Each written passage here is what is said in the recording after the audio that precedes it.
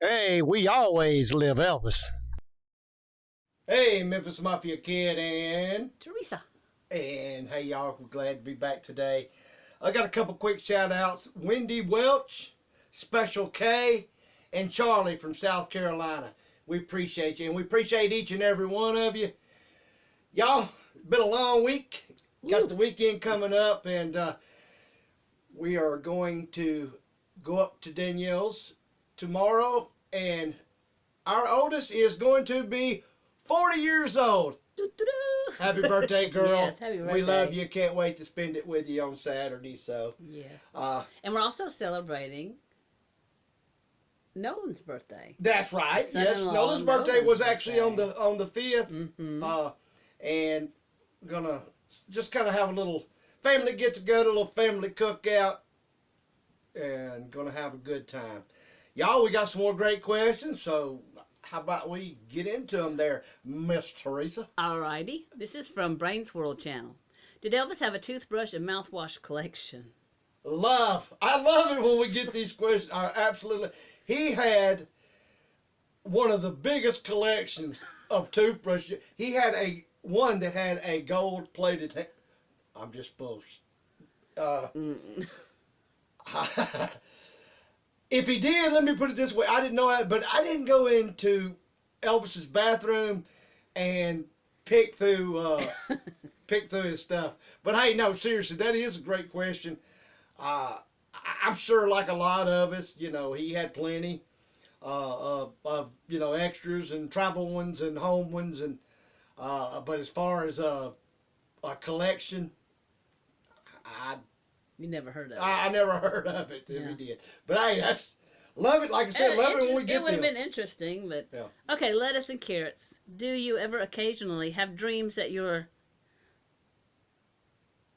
I can't read your right. Living at Graceland back in the 70s. I couldn't read your little itty bitty whatever. Don't start with you. It could have been a V or an S. Read it over again. Okay. You don't make me forget it. Do you ever occasionally have dreams that you're living at Graceland back in the 70s? Yeah, I was telling you about one Yeah, just the other night. the other night, and tell you a little bit about it. I mean, have them not, every night, every other night, but every so often. Yeah, I'll have one, and this one actually, we were at Graceland. You know, guess I seemed to be around 13 or 14, and Lisa was actually driving around. I remember the trailer like she always did, hollering and banging on the side of the house and window, and we ended up, got dressed, went out, and we was riding, and y'all know how dreams do. They kind of fade in and fade out, but it kind of just went away. I woke up or changed positions or something. But yeah, I mean, as I've told you in the past, I've had dreams, about Elvis. I've had dreams about Lisa, our life at Graceland.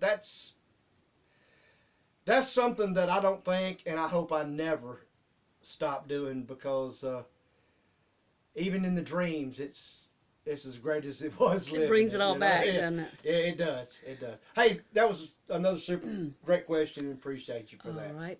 Elaine Fortin. How cool is it to be given your name by Elvis? The song Danny Boy comes to mind. Wonder if that song had anything to do with Elvis choosing Danny.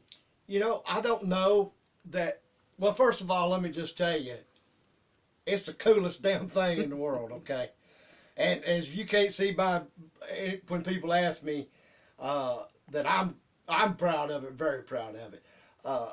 But I mean, he sang Danny Boy to Mama many times. He used it to his advantage. Yeah, to persuade her to do things Yes. and stuff. I don't know now. I know Daddy had said that in King Creole, his name was Danny Fisher, and he really liked the name Danny, and he just kind of come up with the Mac because he thought he wanted it to be kind of a strong name, and I don't know how strong I am, but but I'm proud of it. So But the song could have had, could have had something to do with it too. All right. Oh, this question's for me. From Trudy Dunaway. Teresa, how do you ever find hats big enough for Danny's head? Well, wait, this is addressed to me. Well, excuse me. Usually I have a basketball to go by because that's pretty close to the size. But there's sometimes I have to have a few extras that I've used a beach ball because sometimes his head gets way too... I'm afraid it's going to pop sometimes. There. That's how I get your hats. I need a lot more of this Okay. and a little less Okay. of the... Okay. Yeah. You Okay. got it. You got it. No, well, let me tune in on that, Miss Trudy. Look, I want you to look, and actually, we go to a store. It's called Big Heads Are Us, and What they always seem to have my size. You know what, Trudy, girl. It's like a fat head, a big head and a little body. Okay.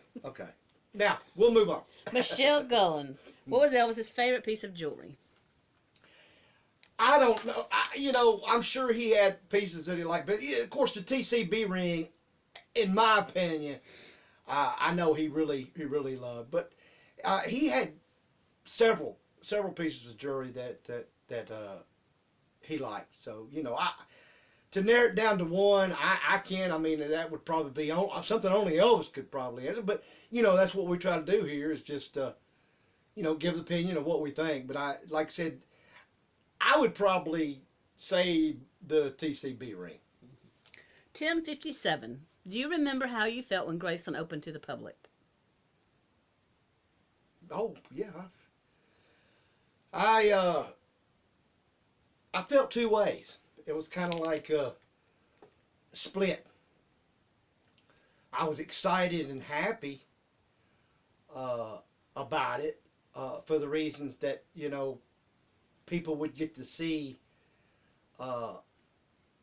Elvis's home, which is beautiful, and a place that I got to live and was home to me. But on the other side, it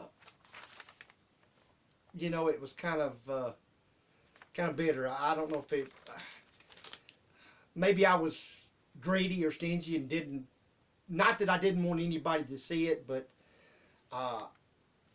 it had always been the Graceland that I knew and that my family knew, and it was fixing to become something else. But all in all, like I've said before, I think it's a great thing, and if you hadn't seen it, you need to try to see it. It's worth seeing. It's beautiful.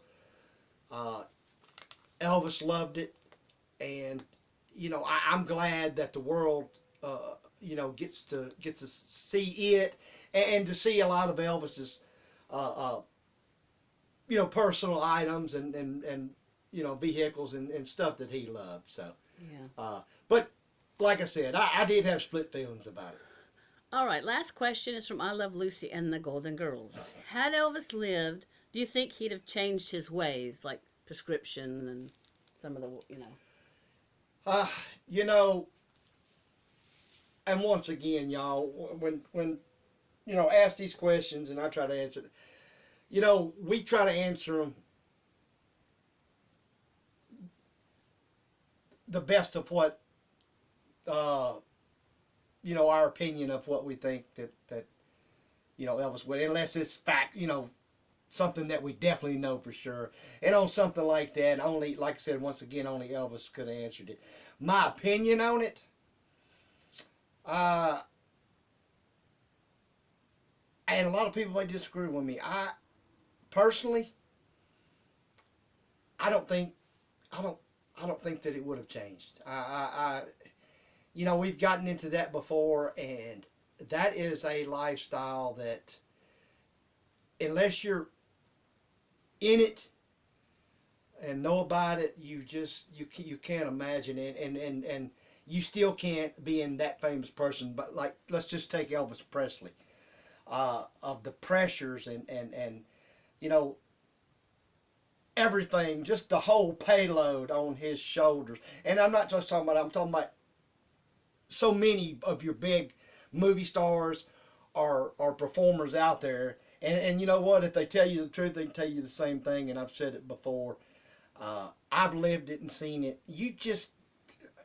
There's no way to function and get by, in my opinion, like I said, with a little help. At that rate. Whether that be alcohol, that be drugs. And then, too, again, the main thing that I say that it never would have changed is because Elvis never actually thought he was doing anything wrong. Yeah.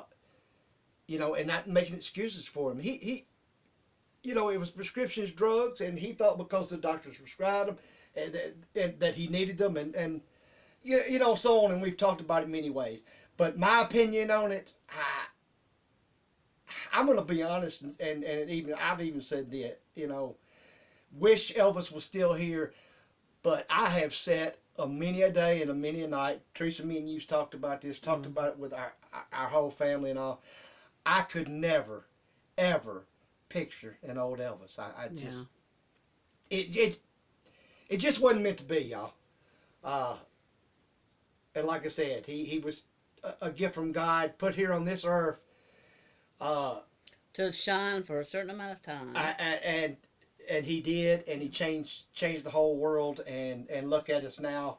Like I said, 46, 40, almost 50 years are fixing to have gone by, and he's as big as he ever was, and that's the greatest thing in the world, y'all. And hey, with that, appreciate all the questions. If you haven't subscribe. Subscribe, like, comment, leave a question. Do it, girl. Also, too, one more big thing for the team Dream.